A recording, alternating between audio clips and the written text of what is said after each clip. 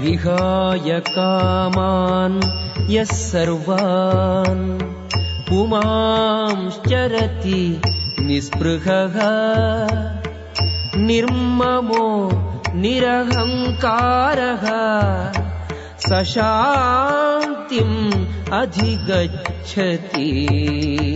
जिस व्यक्ति ने इंद्रिय तृप्ति की समस्त इच्छाओं का परित्याग कर दिया है, जो इच्छाओं से रहित रहता है और जिसने सारी ममता त्याग दी है तथा अहंकार से रहित है, वही वास्तविक शांति प्राप्त कर सकता है।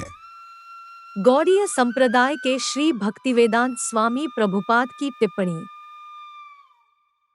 निष्प्रह होने का अर्थ है इंद्रिय तृप्ति के लिए कुछ भी इच्छा न करना। दूसरे शब्दों में कृष्ण भावना भावित होने की इच्छा वास्तव में इच्छा शून्यता या निष्प्रहता है। इस शरीर को मिथ्या ही आत्मा माने बिना तथा संसार की किसी वस्तु में कल्पित स्वामित्व रखे बिना श्री कृष्ण के नित्य दास के रूप में अपनी यथार्थ स्थिति को जान लेना कृष्ण भावनामृत की सिद्ध अवस्था है। जो इस सिद्ध अवस्था में स्थित है, वह जानता है कि श्री कृष्ण ही प्रत्येक वस्तु के स्वामी है, अतः प्रत्येक वस्तु का उपयोग उनकी तुष्टि के लिए किया जाना चाहिए।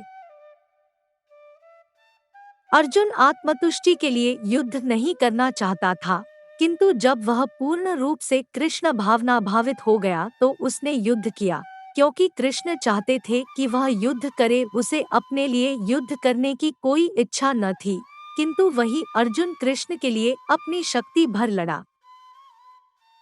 वास्तविक इच्छा शून्यता कृष्ण तुष्टि के लिए इच्छा है। यह इच्छाओं को नष्ट करने का कोई कृत्रिम प्रयास नहीं है। जीव कभी भी इच्छा शून्य या इंद्रिय शून्य नहीं हो सकता, किंतु उसे अपनी इच्छाओं की गुणवत्ता बदलनी होती है। भौतिक दृष्टि से इच्छा शून्य व्यक्ति जानता है कि प्रत्येक वास्तु कृष्ण की है। ईशावास्यमिदं सर्वम, अतः वह किसी वस्तु पर अपना स्वामित्व घोषित नहीं करता। यह दिव्य ज्ञान आत्म साक्षात्कार पर आधारित है, अर्थात इस ज्ञान पर कि प्रत्येक जीव कृष्ण का अंश स्वरूप है और जीव की शाश्वत स्थिति कभी न तो कृष्ण के तुल्य होती है न उनसे बढ़कर। इस प्रकार कृष्ण भावनामृत का यह ज्ञान ही वास्तविक शांति का मूल सिद्धांत है।